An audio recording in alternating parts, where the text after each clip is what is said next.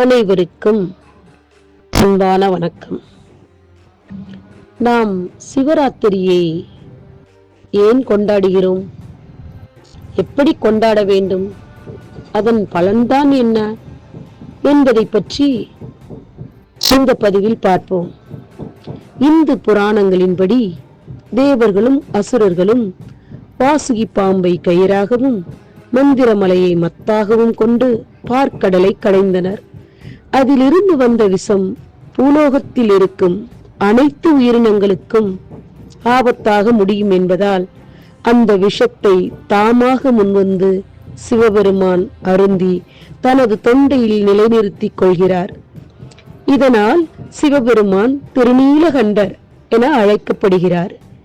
இவ்வாறு பூமிக்கு வரவேண்டிய அழிவை தனது தொண்டையில் நிறுத்தியவர் மாலையில் ஜோதியாக தேவர்களுக்கும் அசுரர்களுக்கும் காட்சியளித்த தினமே சிவராத்திரியாக கொண்டாடப்படுகிறது. ஒவ்வொரு மாத தேய்பிறைக்கு முந்தைய நாள், அதாவது அமாவாசையின் முந்தைய நாள் சிவராத்திரி என கூறப்படுகிறது. மகா சிவராத்திரி என்பது மாசி மாத தேய்பிறை சதுர்த்தி நாளில் கொண்டாடப்படுகிறது.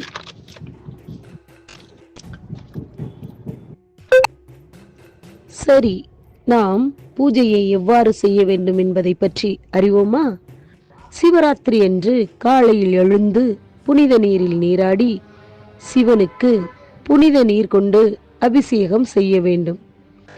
பக்தர்கள் இரவு முழுவதும் கண் விழித்து சிவ நாமங்களை சொல்லி வழிபட வேண்டும்.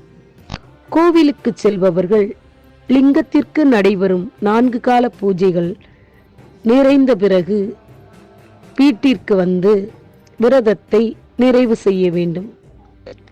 முதல் நாள் தொடங்கி அடுத்த நாள் காலை வரை தொடர்ந்து சிவநாமங்களை உச்சரிக்க வேண்டும்.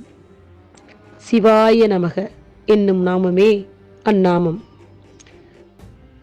வீட்டில் லிங்கத்தை வைத்து பூஜை செய்பவர்கள் பூஜை செய்யலாம். நித்திய பூஜை செய்பவர்கள் நித்திய பூஜை செய்யலாம். மற்றவர்கள் காலையில் நீராடி பூஜை அறையில் விளக்கேற்றி வைத்து தேவாரம், திருவாசகம் பாடல்களை பாராயணம் செய்து வெற்றிலை பாக்கு பால் வைத்து காலையில் நெய்வேத்தியம் செய்து தம் விரதத்தை தொடங்கலாம். சிவராத்திரி என்று காலையில் எழுந்து புனித நீரில் நீராடி சிவனுக்கு புனித நீர் கொண்டு அபிஷேகம் செய்ய வேண்டும். பக்தர்கள் இரவு முழுவதும் கண் விழித்து சிவ நாமங்களை சொல்லி வழிபட வேண்டும். கோவிலுக்கு செல்பவர்கள் லிங்கத்திற்கு நடைபெறும் 4 கால பூஜைகள் நிறைவடைந்த பிறகு வீட்டிற்கு வந்து விரதத்தை நிறைவு செய்ய வேண்டும். அதாவது முதல் நாள் தொடங்கி அடுத்த நாள் காலை வரை தொடர்ந்து சிவ நாமங்களை உச்சரிக்க வேண்டும். சிவாய நமக என்னும் நாமமே சிறந்த நாமம்.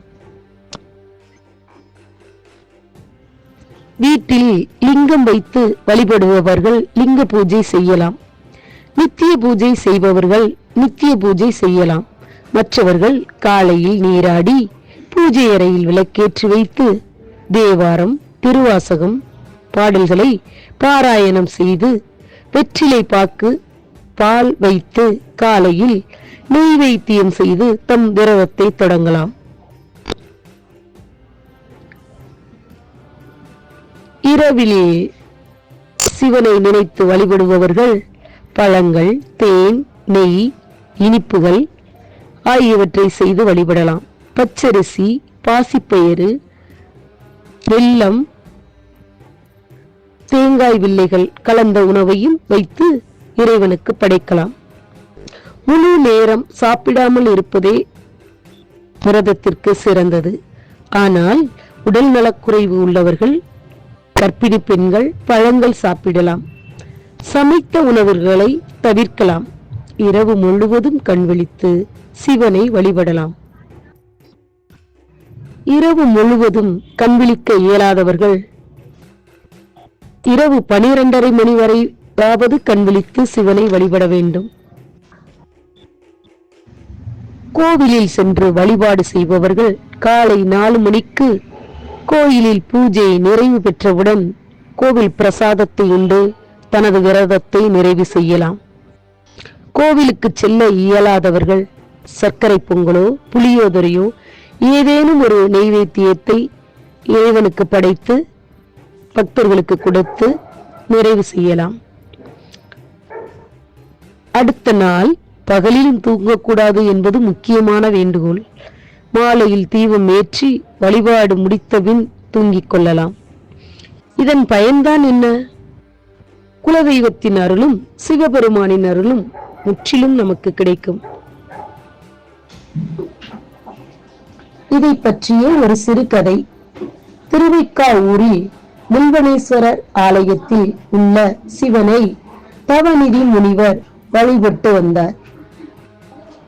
ஒரு நாள் வேடன் மானை துரத்தி கொண்டு வந்தான். அந்த மான் முனிவரை தஞ்சமடைந்தது.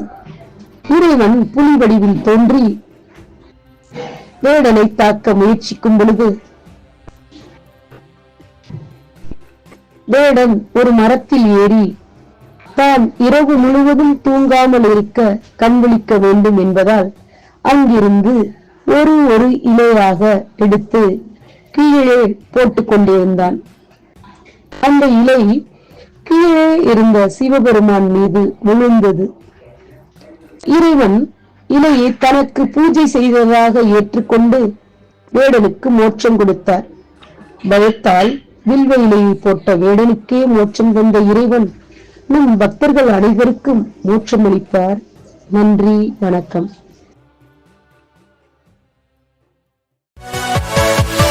Yeah.